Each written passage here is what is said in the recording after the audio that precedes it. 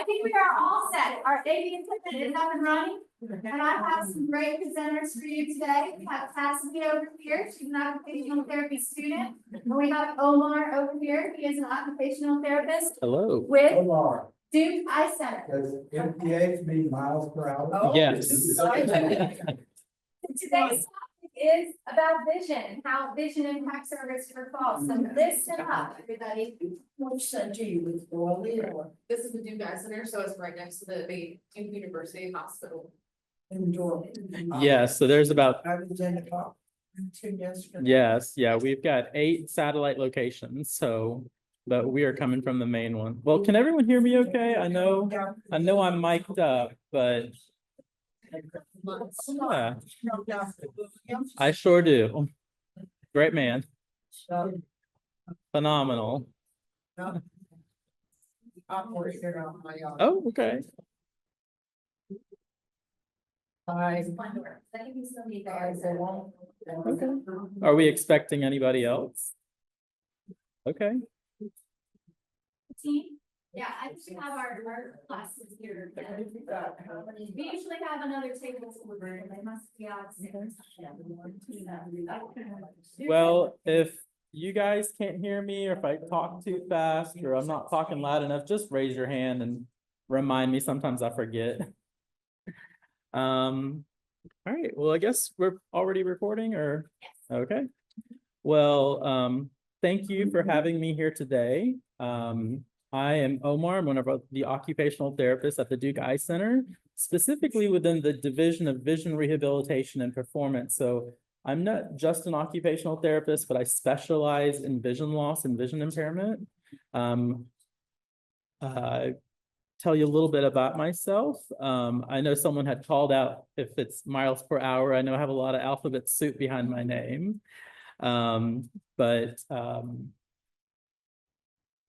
I'm from Alabama. I moved to North Carolina about 7-8 years ago. I've always had an interest in eyes, and I got a master's in public health. So that's what that MPH stands for. And so between 2009 and 2011, I had my little public health hat on, and that's where I learned that the rates of chronic age-related eye diseases were going to double, if not triple, in the next few decades. And I was wondering, well, what does that mean for people as they continue to age? Will they still be able to live in their own home, still be able to drive and go grocery shopping, you know? And so it kind of led me down this path of like figuring out how I can help others who are experiencing vision loss as they continue to age, to continue to be independent, to continue to be safe, and then age in place effectively. And so I was kind of led to the field of occupational therapy, and then I subspecialized in vision rehab. And now I work at the Duke Eye Center, doing outpatient visits. So I'm 9 to 5, but then on the weekends, I also contract for a company that does home-based low vision occupational therapy services. I actually go into people's homes and I evaluate like their lighting and look at like potential falls risks, and, you know, help them like make their computers more accessible, or help set up their medications, or like help them on medication management if they can't see to do those type of tasks. So that's kind of what I do.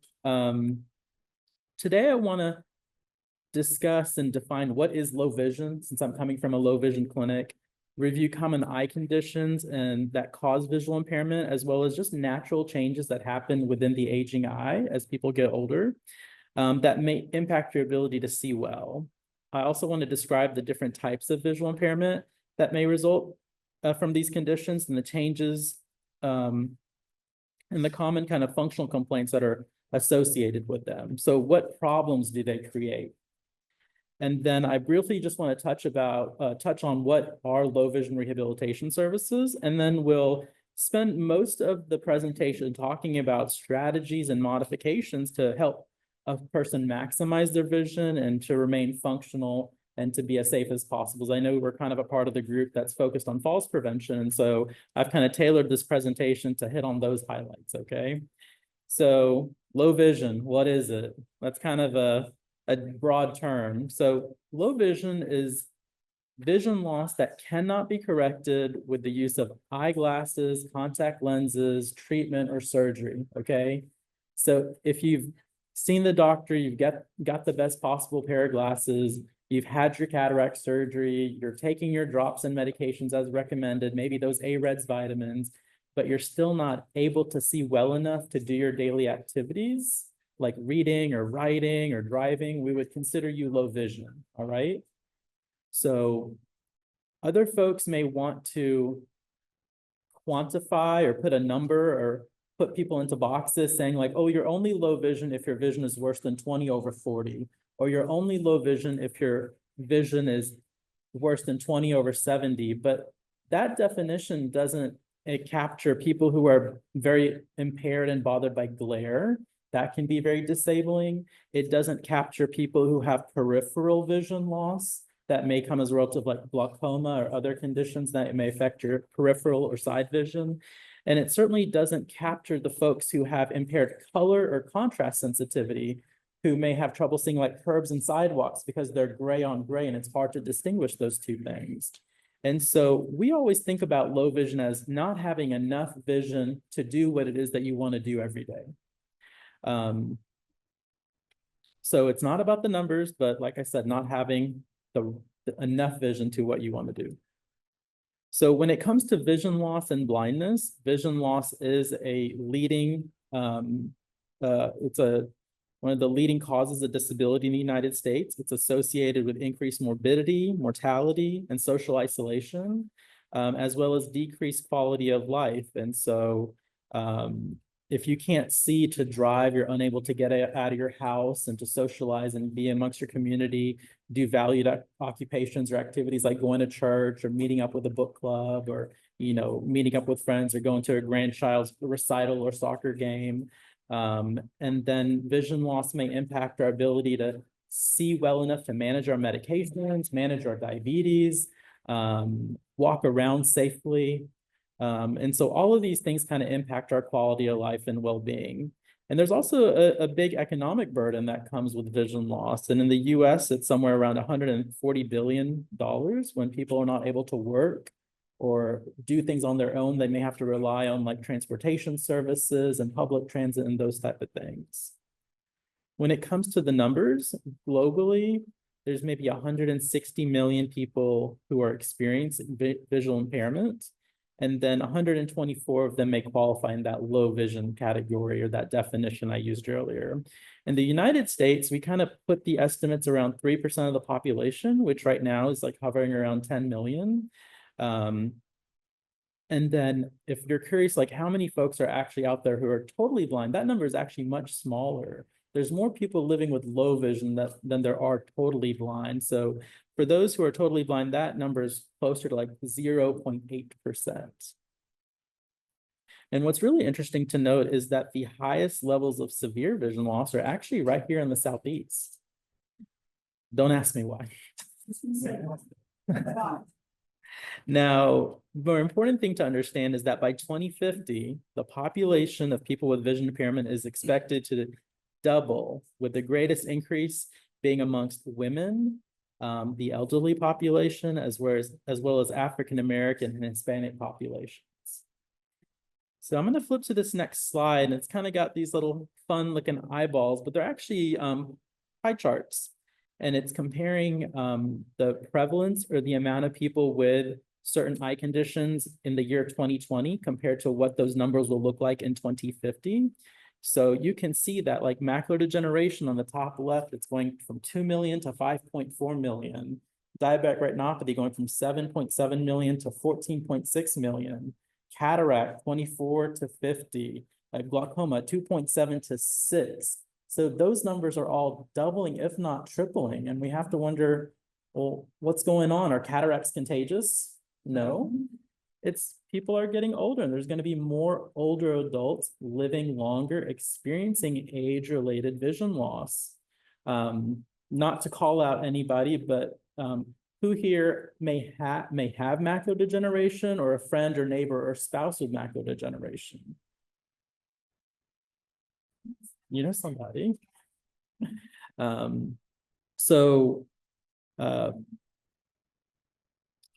These conditions, like I said, they're expected to double, all right? And it's a large part due to aging, more older adults being in that 65 plus category.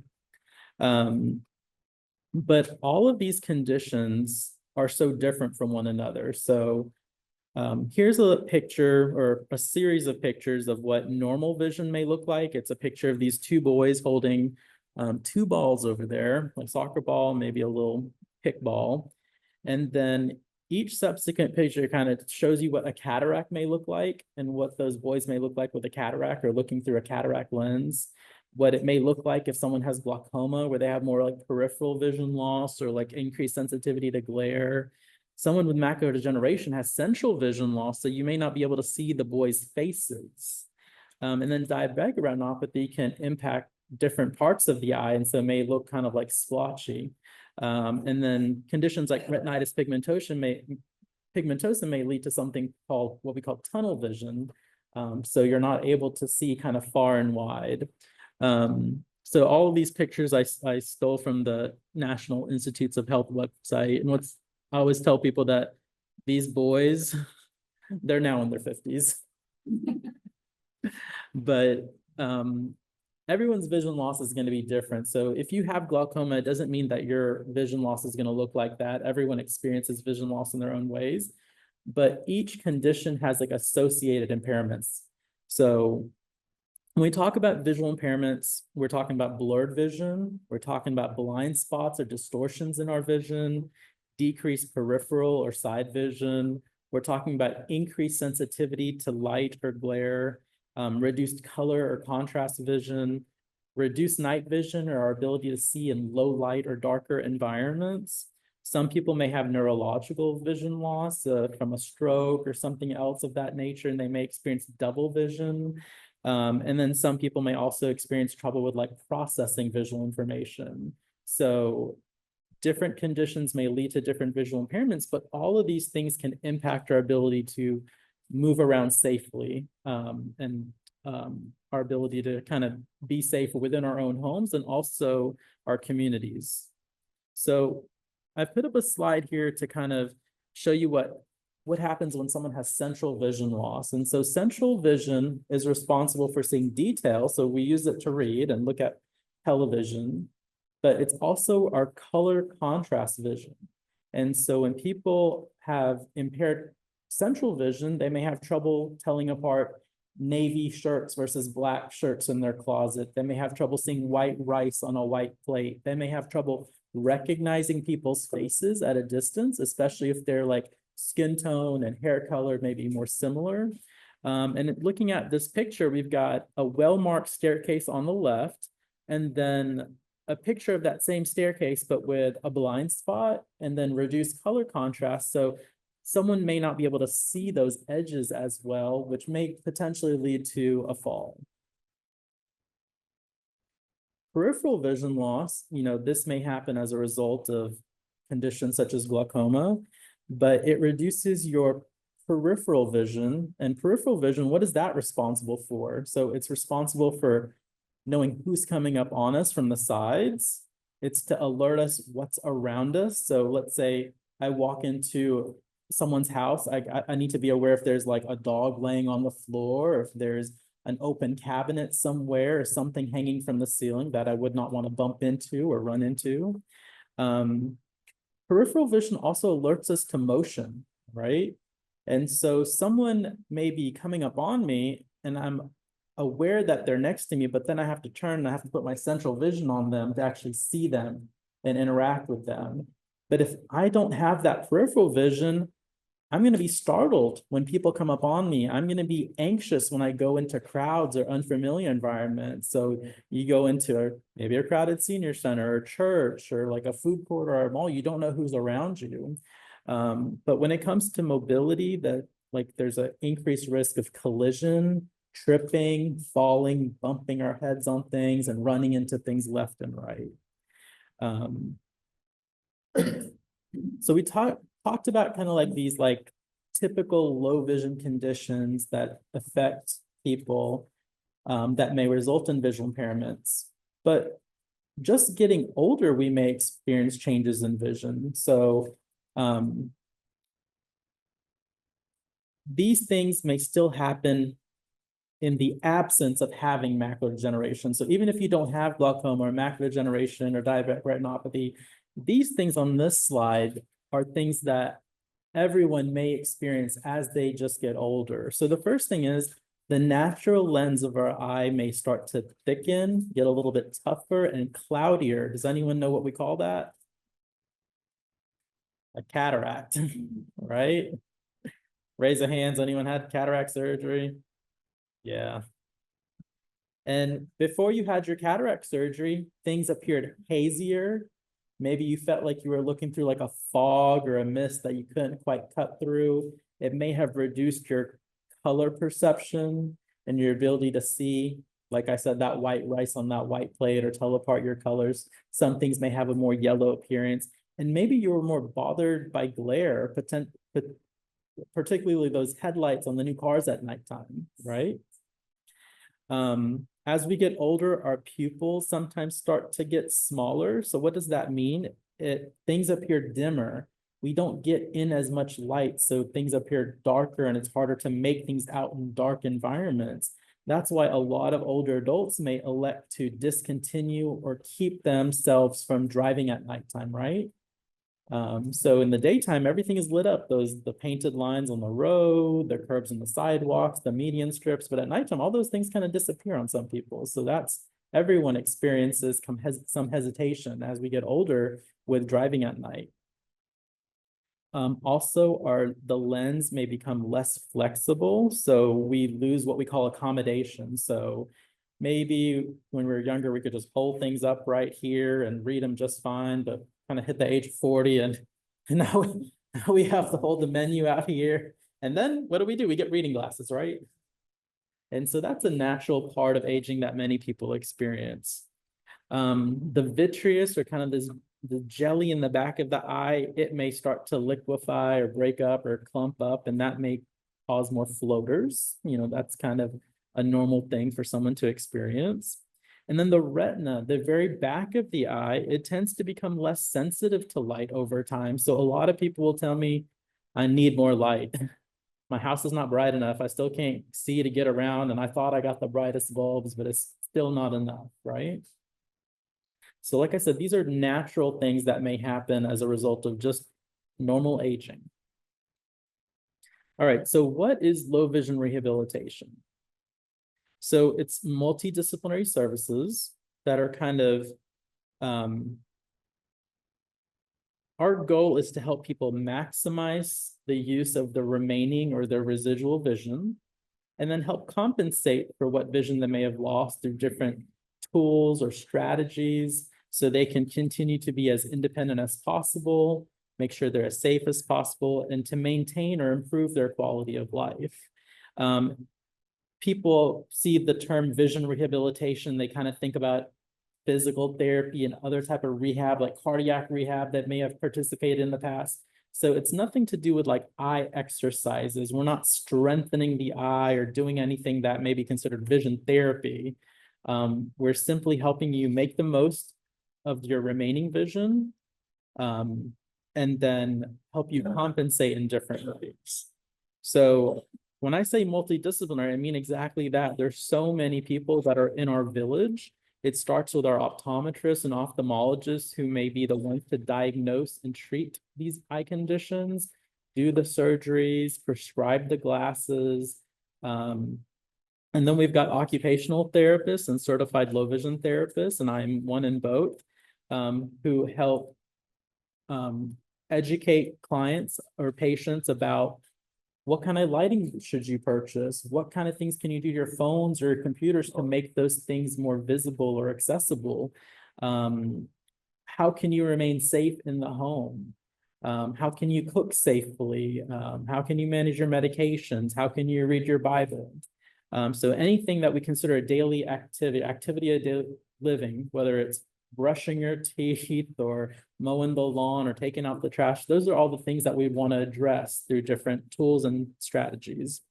There's vision rehabilitation therapists. They also work on independent living skills, and you typically find them working for like state or nonprofit agencies, whereas occupational therapists and optometrists and ophthalmologists are found in what we call the medical model. You'll find us in more like hospitals and VA systems, that kind of thing.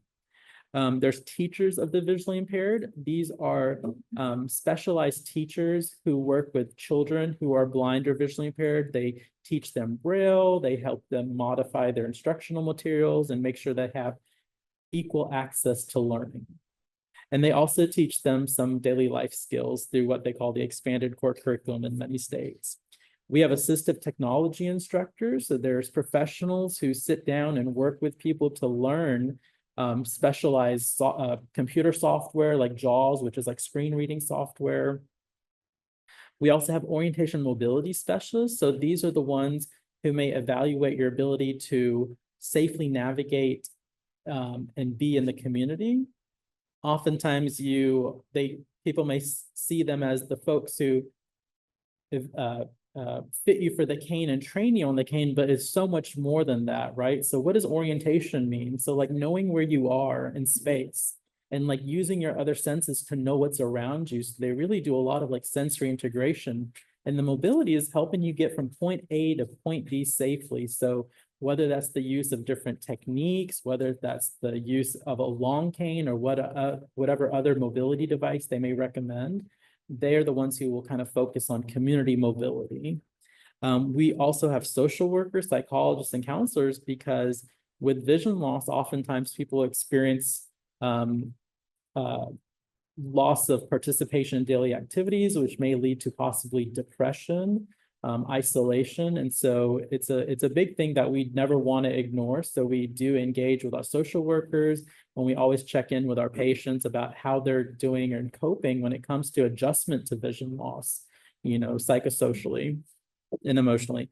Voc rehab counselors. So these are folks who, if people are experiencing vision loss and they're kind of working age, kind of like 18 to 65, and their vision loss is keeping them from either going to school or getting a job or maintaining their job, they may help them with vocational training, career counseling, job placement, job training, all of those things, so they can get back into the workforce or go learn a trade or go to college and build a career for themselves.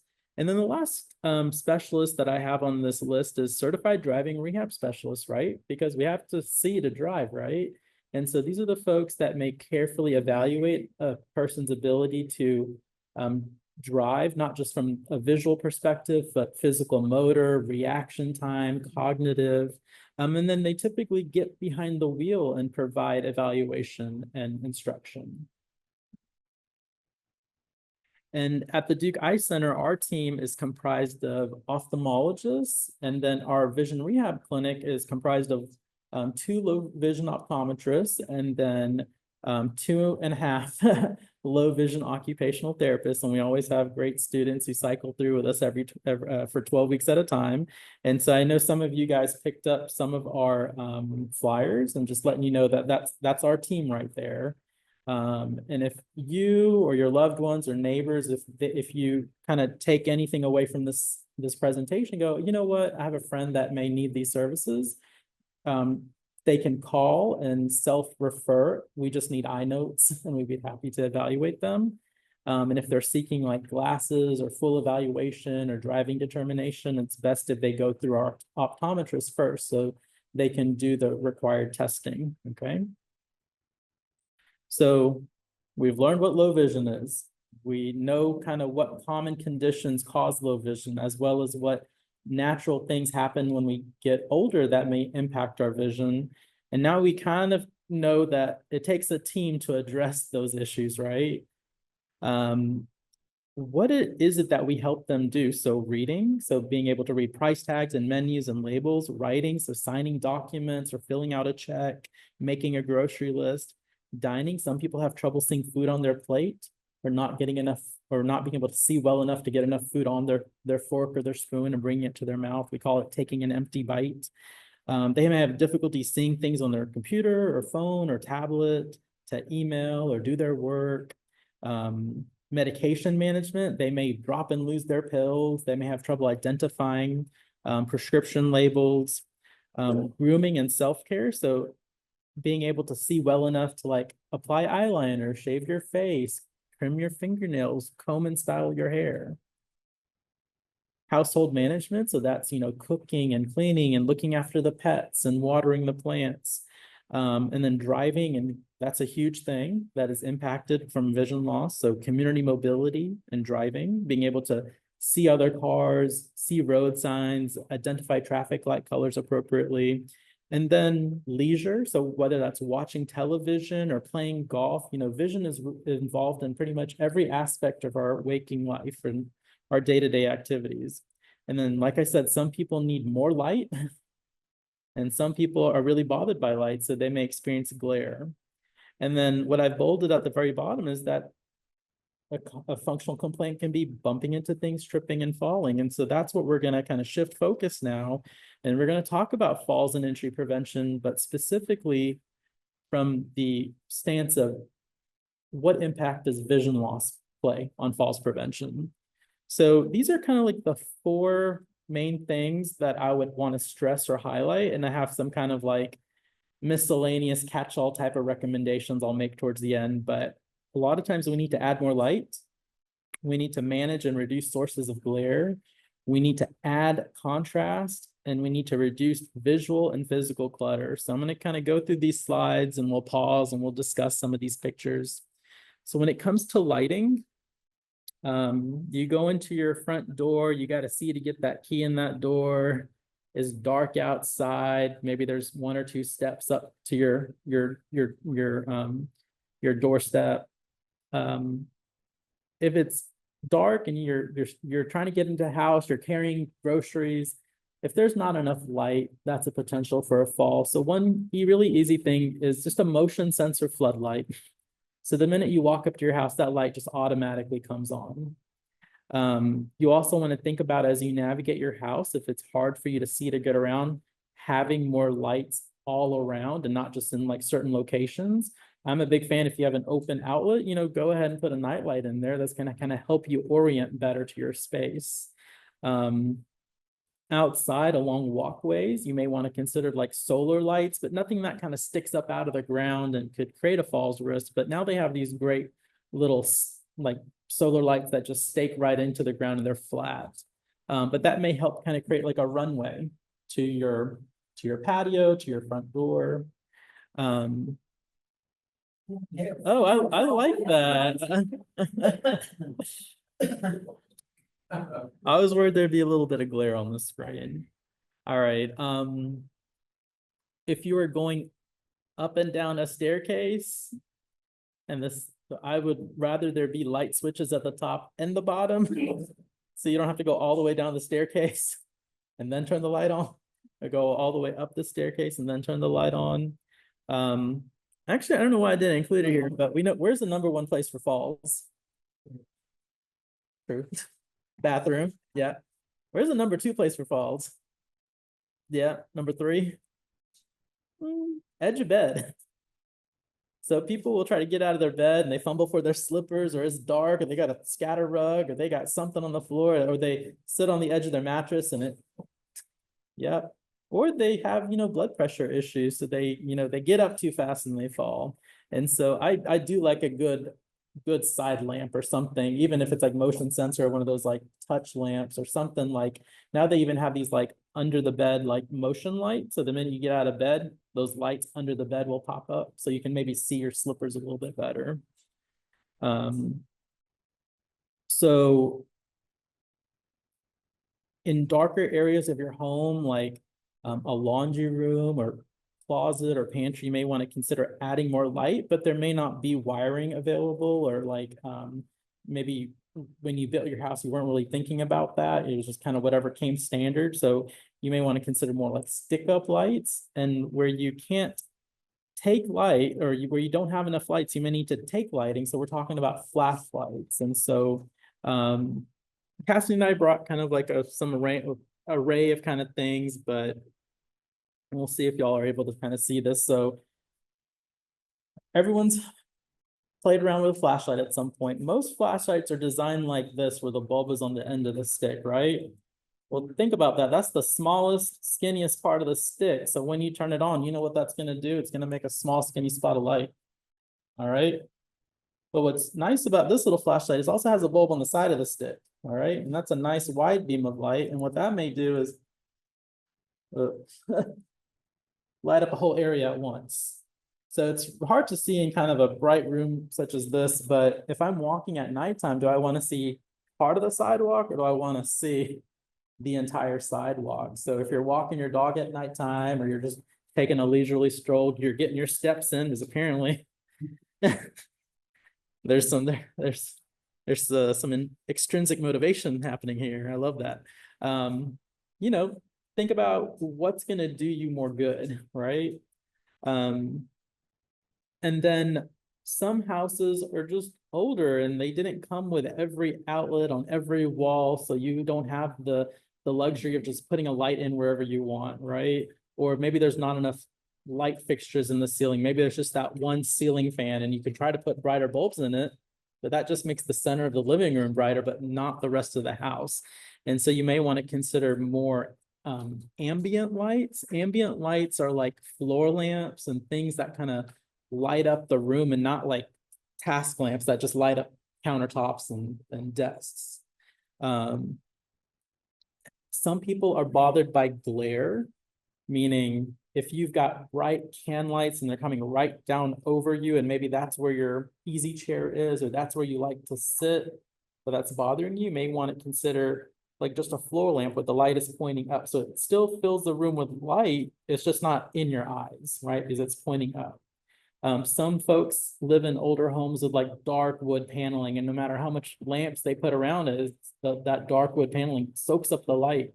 But they may have light colored ceilings, so if you can bounce the light off that white color ceiling, that may help fill up a room with light. All right, so we've talked about some strategies to add more lighting to your environment, and then when you leave the home or you go into a darker environment, we talked about, you know, like what flashlight may serve you better.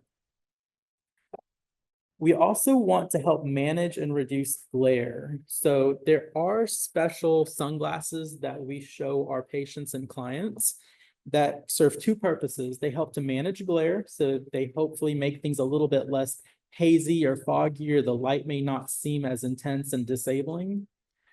But they also help to enhance contrast. So they may help people see like the roots sticking out of the dirt when they're hiking. It may help them see that crack in the pavement as they're getting their steps in for the day. They're walking their neighborhood.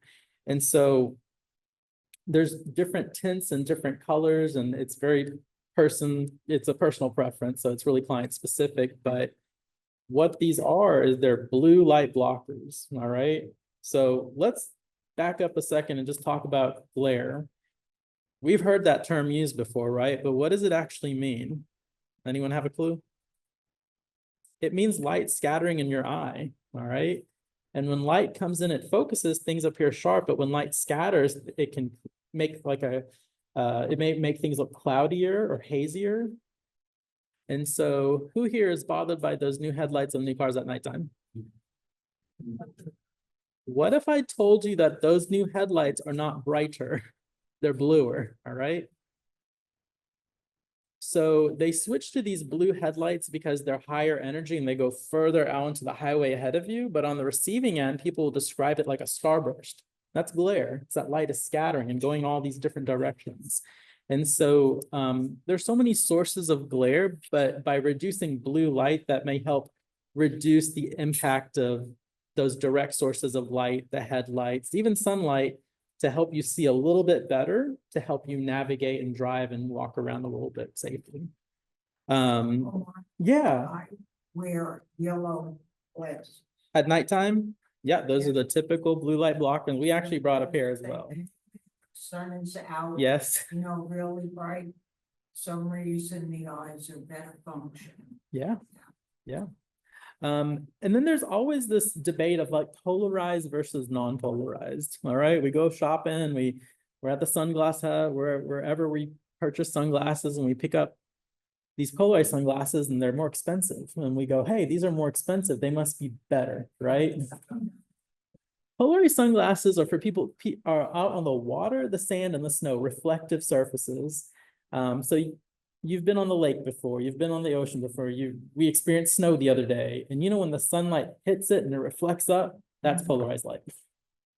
And polarized sunglasses try to block that light as they come up from that direction, which is great on the water, the sand and the snow, but on dry land, this is where we walk. And so it actually makes it potentially harder for someone to discern low contrast surface changes, meaning a brown root in the dirt, a gray crack in the pavement, that kind of thing.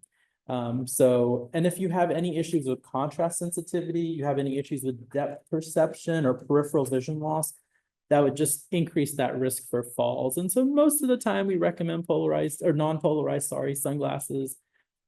I've fallen for it and I've purchased a pair of polarized sunglasses, and you know how it impacts me when I'm wearing my contact lenses and I'm wearing my nice Warby Parker sunglasses and I get out of my car to pump gas and I can't see that gas pump screen. I have to take my polarized sunglasses off because it won't let you see like older LCD screens or certain like credit card machines. And like, if you have like heads up displays in your cars, it may not be able to see those. And then sometimes with polarized sunglasses, you look at your phone and it looks like it's got like this like oil slick on it. It's got this like rainbow effect. So unless you're fishing, unless you're out there skiing and stuff, you may not really need polarized lenses, but people love their polarized sunglasses. I just want them to know what the risk or maybe associated with them. Yes. Polarized. So no. So blue light blockers just block out blue light. They can reduce that scattering effect of light. Polarized lenses they limit the direction in which light enters through the lenses. So they try to block the light coming from this direction. The best way I can describe polarized lenses, there's a lot of science behind it with like oscillation of wavelengths, but think about the blinds on your windows at home, those horizontal blinds, like the slats, and you twist that little stick or you tug on that little cord and all of a sudden the blinds are at an angle, right? They're not closed, they're not open, but just at an angle. The sunlight can only come in through that one angle. You can only peer through those blinds at that one angle. And so polarized sunglasses, those blinds, if you want to think about it like that, they're tilted to block the sunlight entering your eyes from this direction, from the ground upward. But, you know, if anyone has been fishing and they wear polarized sunglasses, they go, I can see right through that glare on the surface of the water. I can see those fish. So it's ideal for those type of environments. But hiking, lots of low contrast surface changes, uneven terrain. You live in a neighborhood with a lot of broken pavement, or, you know, the county hasn't come out and like filled in all the potholes or like fixed up all like the broken pavement so no. There's a time and a place for everything. And some people will tell me, I have patients argue with me all the time, I love my polarized sunglasses, I can see better with them. I'm like, you know, it probably does help you see better, but I just want you to know what the risks are associated. All right. How else can we manage and reduce glare? So in our homes, we have to be mindful of the window treatments that we choose and the flooring in our home, okay? So on the bottom, we'll start with that. It's like a marble floor. You can see how reflective it is, you know, with we call it specular, but like high gloss or really shiny floors. It creates these illusions. Right? It's like reflection. So people may think it's like a physical thing they need to step over. They get caught up in their own feet trying to move around those type of flooring. It also makes it really hard to see if water is spilt or there's something sitting on that type of surface, right? Because water is shiny, but so is your floor, right? So how do you tell the difference? And so we're seeing this trend in new home builds. They're going away from like little tiles. It's like these large scale tiles with less grout lines. You know what? Grout gives us traction, right?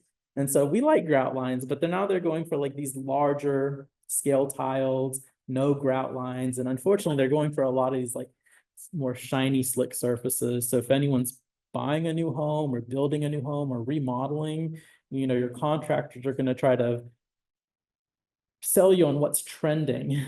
But in your shower stall, go for more grout lines, go for tinier tiles. You know, that's going to give you more traction. Otherwise, you're going to have to put down more rugs and mats and things later. And then do we love rugs and mats when it comes to falls prevention in the home? Not really. Nope, they're not secure. And then the picture up top, it's kind of hard to see, but it's the best example I could find. So like, if you've got those plantation shutters where it's like the big slats, so it may create these weird stripes on your floor. So we like mini blinds, we like drapes that you can just close and open, but don't create patterns on the floor. And if people go, I don't want it dark all the time, you know, get the double curtain rod and have one darker curtain and one sheer curtain. So you can choose how much sunlight or daylight you want coming in at any point in the day. So the main thing is that you don't want to be sitting in your living room watching television, there's sunlight right in your face, right?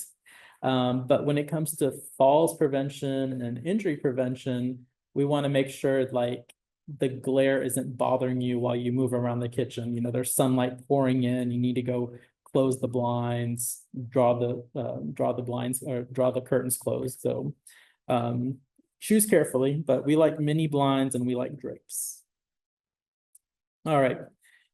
We also want to manage and reduce what we call photo stress. So this is like light dark adaptation. So some people experience this phenomenon where they go from like a bright parking lot into like a darker store, and it takes their eyes a few moments to adjust, and we call it photo stress, but everyone's eyes are different. But certain conditions may lead to photo stress and takes them longer for their eyes to adjust. Maybe at some point in your life, you went and watched a matinee movie, meaning you went to the movie theater, but it was a daytime showing, and you were in that dark movie theater for 2-3 hours. But when you left, it was still daylight outside. You remember how it kind of felt like a punch in the gut when you kind of saw sunlight again for the first time after being in the dark for so long? It takes your eyes a while to adjust. Some people with low vision conditions experience that on a daily basis. Every time they come into and out of their home, they walk into a restaurant, they go from the parking lot to the grocery store. And so that's a big issue when, let's say you're going into a restaurant and the hostess is trying to take you and seat you, but you can't see for 20 seconds, right? And or people are kind of ushering you or kind of pushing you through. You need to take your time to adjust, right? And so we want to make sure that like you're taking your time to slowly enter and leave those places, and don't do things like this where you go from like a bright area and then you come indoors and you rip your sunglasses off, because that may make that transition take longer. Okay, so ripping off your sunglasses the minute you enter a building is kind of like going from like a hot tub to like a cold plunge. It's like one extreme to the other. So like we tell people, you know, keep these on for a second, get used to the indoor light until you adjust, and then you can wean off. And then maybe when I go to leave the grocery store, maybe once I make my payment, I'll go ahead and put these on. So by the time I turn around, I start walking towards the exit and I see that sunlight, I'm slowly adjusting a little bit. But when it comes to environments, I have this picture on the bottom left. It's an entrance to some building, but what I like about it, it's got a little bit of shade.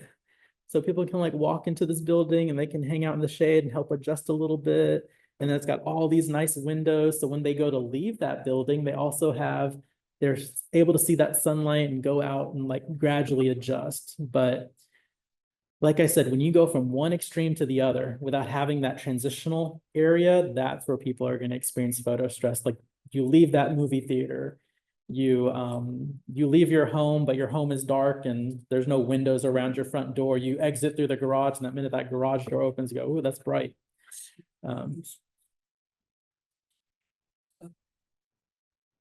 Now, the pictures on the left are a picture of the same hallway, but the before picture has just a single bulb in the middle of the hallway. And then the one on the right has like track lighting all the way down. So another big thing we want to talk about is like not creating like dark caves or dark spots, but have even illumination, even within your own home. So it's not just like, well, I got a really bright lamp in the corner, that's enough. Well, it makes it harder to see the other things in the other dark corners of your house. So add more lighting, just don't make it right in your face or too direct. So we like the, what we call up lights. All right. Any questions so far? I know it's kind of, okay, moving right along. All right. So contrast. So here I've got a picture of something called the Collin-Brander mixed contrast chart. It's something that we use in our clinic to test a person's low contrast acuity. And if you take a look at the picture, on the left side, the letters are black, and on the right side, the letters are gray. Now, someone can come into my clinic and be 20 over 20, 20 over 40 on that black side of the chart, but if they have a contrast impairment, they may be unable to see the gray side of the chart, or they may be like 20 over 200, right? And I have to explain to them, well, the gray side of the chart actually tells me more about you as a person and how you function day to day. Because what does a black and white eye chart tell me about a person? How well they can see black letters on a white background. Do we live in a black and white world? No. We live in a world mainly full of concrete, so everything is gray on gray. We eat white rice on a white plate. People's faces can be low contrast. So here I've got a picture of like what would be ideal, you know, black and white road signs and like black and white stairs that are well marked. But this is the reality that we live in, right? Gray on gray. Nothing is broken up. And then most road signs are white on green, right? Only speed limit signs are really black and white. Everything else is some type of color. So some people may struggle to see certain things. So I'm going to flip between these two slides and maybe we'll make it interactive. And so a beige kitchen, very beige kitchen, right? Beige cabinets, beige hardware, a beige rug, a beige dishwasher. And then just by adding a little bit of contrast, all of a sudden life isn't as challenging. We're able to see where those drawer pulls are, right? Now we're able to see where that little kitchen rug is so we don't trip over it. Now we can see that dishwasher. You know, some people may leave their dishwasher door open while they're loading, forget about it, come back around and trip right over it, or maybe their spouse or family member may be doing the dishes and get distracted, and then here you come through the kitchen looking for a snack, but you don't expect that dishwasher door to be open, but sometimes it blends together. So these are just some examples of how some people may add contrast to their environment. But for falls prevention and mobility, these are some things to consider. What good is a white grab bar on a white tile surround in a shower if you can't see it? So think about adding like a higher contrast grab bar. Now, and Christine will probably agree, but don't get the diagonal grab bars. That's just a good pic. This is the only picture I could find. So no diagonal grab bars. All right, and then if you look at this picture, it's kind of like an ideal setup. It's got a dark mat on the outside and the inside of a tub, and it's got a nice dark grab bar, and it's got, you know, the shower curtain, because how can we tell if like the shower curtain is completely drawn closed if everything is white in the bathroom? You may not be able to tell if it's cracked slightly and there's water spilling all outside that bathtub or the shower. You get out of the shower, you're wet. Maybe you got a towel, maybe you don't, maybe you're reaching for a towel, but you gotta get your foot over the edge of that tub, which may be white, and you're stepping onto a white floor, and you hope that you put your foot on that bath mat and not that white tile that may cause you to slip. And so think about well-secured bathrobes, but make sure that they're higher contrast so you can actually see where you need to step. All right. No, I don't know why this is appearing in its own way. So the pictures on the far left are like typical staircases, gray on gray, and even the handrails are like white handrails on a white wall. And so the pictures in the middle are like, you know, how we can make communities and environments safer when we have well-marked edges on the stairs, as well as the handrails. And then out in the community, we also may encounter this where this facility's been around a while. The county hasn't come in to like repaint those curbs. You know, these are the type of things that if you see something, say something, right? You know, there's a pothole here, there's broken pavement here. But whereas you may be able to see and manage it, there may be other people that can't. And so if this is something that we can prevent a fall just with a fresh coat of paint, you know, that's an easy thing. But things get weathered, and with time, things may start to fade. And so these are the type of things that I'm kind of primed to look for when I'm out in the community. I'm like, oh, they haven't painted this in ages. And like, how would I know, you know, where the curb or the sidewalk is? You know, sometimes I'll leave like the grocery store and I got my car. I'm like, where is the ramp? It's all blending together. Let's see. So these are pictures of, and I won't say where, but it's a continuing care retirement community. And people pay a lot of money to live there, but they've got glass doors They've got white handrails and white walls. They got these like half glass walls. I don't know what purpose they serve. I guess it's aesthetic, but glass walls, glass doors. If someone with low vision were to think of that as just a entryway, an open entry, they may just run right into it. So we would want like decals or stickers put at eye level, as well as like if you're a wheelchair user at like that height as well.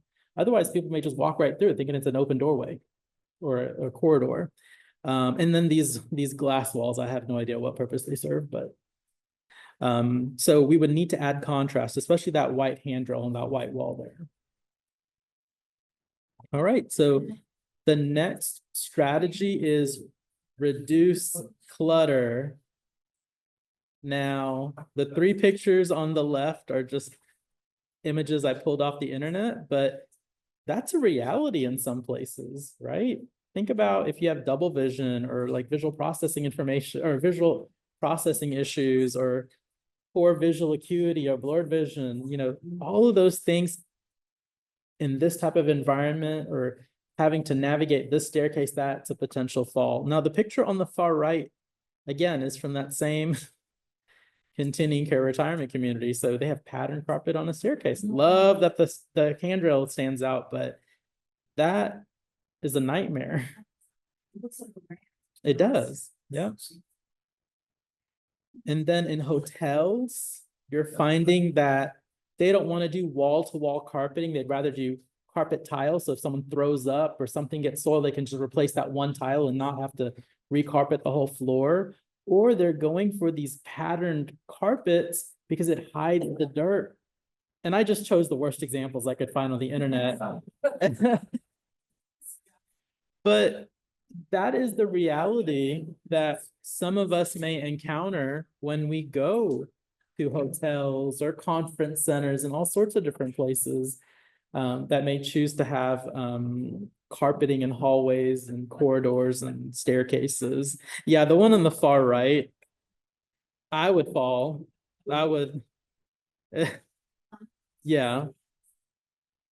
Good vision, low vision, no vision, sober, not sober. Someone's falling. All right, so those are kind of like the basic strategies, like add light, reduce glare, add contrast, reduce clutter. Now, these are just some other kind of insightful tips. We love a good eye pun. So remove scatter and throw rugs or make sure they're really secured. I have a lot of patients that want to fight me about like, oh, well, this is this has been in my home for generations and it's a hand-me-down, or so-and-so gave me this Oriental rug. You know what you can do with that Oriental rug? You can get a rug hanger and throw it up on your wall. You can admire it, just don't be walking on it. All right. So I've gotten a quilt hanger and I've had someone put their little Afghan rug on it and they were like, okay, this is nice. I can appreciate it. And I haven't gotten rid of it. And my pathways are clear. Absorbent mats are helpful in the kitchen because a lot of people cannot see water spilt on the floor. So you do want some type of absorbent mat right where the sink is. And certainly if your refrigerator has those little water dispensers and, you know, that water may shoot out a little bit too far, or like the ice cubes fall to the floor and then those ice cubes eventually melt and create a little puddle. It is a good idea to have something absorbent, but you want to make sure that it is secure, right? And I haven't quite made up my mind on like the ruggables and stuff. I like them. I think they're very low pile, meaning they're really low to the floor. And if you have like a Roomba, it goes over it really well. But just make sure whatever you're choosing, absorbency is great, but make sure it's stuck down good and there's no risk of like tripping over the edges of it. And those absorbent mats should be also as you get out of the shower. Yes, absolutely. Yes. Not these braggy little ones. Stairs should have well-marked rails to hold on to because some people may have depth perception issues and they're not even trying to look down. They're just trying to hold on to that railing for dear life and just go down that staircase. It's easy going up a staircase. It's hard going down. Thresholds should be reduced or marked. So, you know, some older homes, they've built it at different times or, you know, different add-ons throughout the years. Some older homes have like sunken living rooms. But there may be like small thresholds and things between like the bathrooms, the front doors, the living room. So if we can level them, that's great. So if we can reduce any thresholds in the home, that's ideal, because even though our home is familiar, we kind of know where things are. Sometimes we're in a rush. We're always, trying to do something, get to the bathroom, get out the house, So if we can reduce any thresholds, that's another good tip. Seeing the height of the tub. So earlier I was saying you have to kind of step over the side of the tub and it's white on the inside. So you may just put like a dark washcloth on the edge, so you kind of have like a target to step over.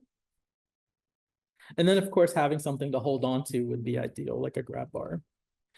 Don't move things around or rearrange furniture. Tell So my wife that. yes. So oftentimes when people experience vision loss, they have to compensate in other ways. They have to rely on their other senses, right? So I could walk around my house with the lights off. I kind of know where all my furniture is, but if my furniture came alive and started moving around, or someone decided to sneak into my home and rearrange my furniture while I'm not there, I may be bumping into things. But people have what we call a mental map. They just kind of know where things are, right? Like I go into my bathroom, I expect to find my toothbrush in the cup on the right side. I open up the drawer right underneath the microwave, and I'm going to find a fork on the right side, right? And so I just expect certain things to be in certain places. And so with our mental map, people may do this thing called furniture walking or furniture surfing, where they just walk around the house like, oh, this is the edge of this table, this is the back of that doorway. And so they just kind of orient themselves to their home environment based off of these landmarks, these physical landmarks, or like, I'm looking for my spot on the couch, what's right there next to that bright lamp. So I may not be going towards the couch, but just that bright light, right? But if someone were to turn that light off, which is my landmark or the way I orient to the living room, or someone comes in, maybe you have a housekeeper or cleaner that comes in every once in a while, they like move everything, do a deep cleaning, and then they kind of put things back where they thought it should go. That's where we have to make sure we educate people coming into our homes, as well as people who we're living with, like put things back where you found it, or don't move things, or tell me if you moved it, right? Close those drawers and cabinets after you open them. Sometimes it's your own fault, right? Sometimes it's you who opened it, forgot to close, and you turn around, you bump into it. Create organizational areas and systems to reduce clutter. So oftentimes we like come into our homes, pick off our shoes, throw off our coats, toss our umbrella, that's just kind of a drop-off area. But the next person to come through that doorway may trip over what you just kicked off. Or when you go to leave, you're going, well, where are my shoes? Now there's a pile of shoes on the floor. So like have shoe racks there, have hooks for your umbrellas and your coats, so they're not just thrown about, creating false risks. Electric cords should be kept out of pathways of travel or just removed entirely. But obviously in an ideal world, because like I said, maybe your house is older, maybe you didn't think about having outlets everywhere when you built the place, or you live in or you're renting someplace where you can't really do much. So you have to have extension cords or cords running places, but they have to be taped down or secured, or you use higher contrast tapes. No cords is ideal, but if you have to run a cord, make sure it's along the baseboards and not running through the middle of an open room. All right. Fix uneven surfaces. Like I said, you see something, you say something, right? Because we all do it. We see and like, oh, someone could fall over that. I hope the next person who sees that will also notice that and tell somebody, that needs to be addressed. And so I'd really empower you to, if you see something, even if it's not for yourself, think about your loved one or family member, or someone that that may be experiencing vision loss or low vision, that that could be a potential falls risk for them. All right, so I've yapped a lot. This is my email address and my phone number to my office. I guess we'll open it up for a little Q&A. Cassidy, my intern, who has so graciously joined me today, we brought kind of these vision simulators. So if anyone wants to kind of see what it's like to what does central vision loss look like? And looking around this room, oh, that I can see why that could be a challenge, or peripheral vision loss, or what does legal blindness look like? We've also brought some things for helping mark edges of stairs. We did bring those filters can't really, maybe we can open up this window or these blinds and take a look outside, but I know Christina mentioned that we kind of do like a hands-on learning kind of thing, so we try to bring as much things that we thought may be applicable. Yeah. This is great. Absolutely. Anybody that can stick around and play with the toys that were brought in so that you can see what it's like. I think that was an amazing presentation. Oh, thank you. We are so thankful that you came out. No, thank you for having me. We